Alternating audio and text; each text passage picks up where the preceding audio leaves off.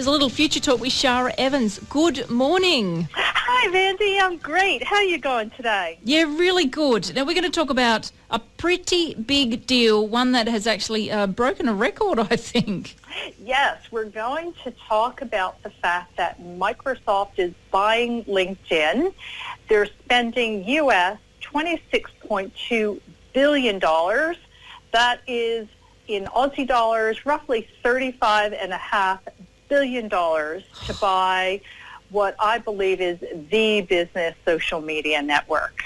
All kinds of people get onto it every single day. They connect with people that they meet in the real world, and they also meet lots of people virtually and turn it into business. And Microsoft, it's interesting because a lot of people still think of them as a software company, but really what they've been focusing on is a transition to being an online services company. So if you think about their Office products, they've moved to Office 365, which is cloud-based. They also have the Azure cloud, and they've recently bought Skype, and they have a number of other products that are very much cloud-based. In other words, it's software as a service. A good example is their customer relationship management system, or CRM, called Dynamic. It's another cloud-based service. With the purchase of LinkedIn, I mean, what do you think their ultimate goal is? One of the attractive things about this is that LinkedIn has 400 million users. Wow. And of that user base, roughly a quarter of them are active on a very regular basis. So that's 100 million monthly active users. What we'll do is we'll just take a really small break because we're going to talk about what that means to Microsoft and what their ultimate motivation might be. We'll just take a short break.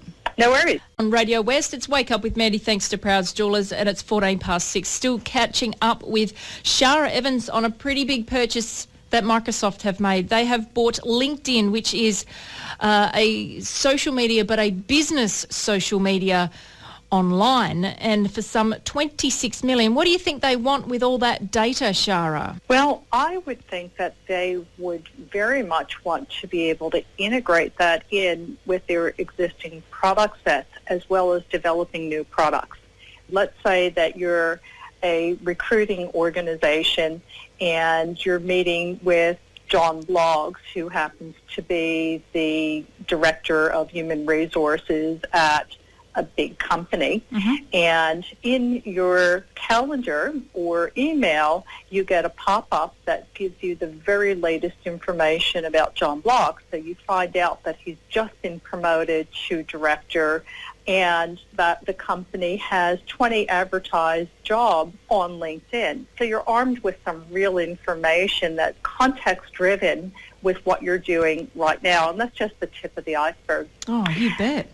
And it draws into the CRM. Basically, that's a glorified address book. You know, you've got this online system where you not only have someone's name and address and phone number and email address, but you have all kinds of other information about them, including, you know, when you contacted them, where you met, you know, and once again, you've got this huge database of senior business contacts that you're able to easily integrate in with something like an outbound marketing campaign.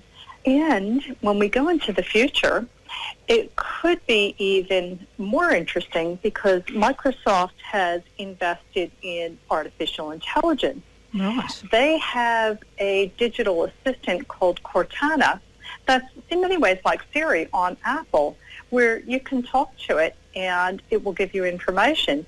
Imagine having your talking digital avatar sharing insights with you based on where you're going and what you're doing, again, drawing on this same database. Yeah, Shara, that's a huge topic, and I guess we'll find out exactly what Microsoft would like to do with that once the purchase is all done and dusted, and thank you for your time. Thanks for having me on your program.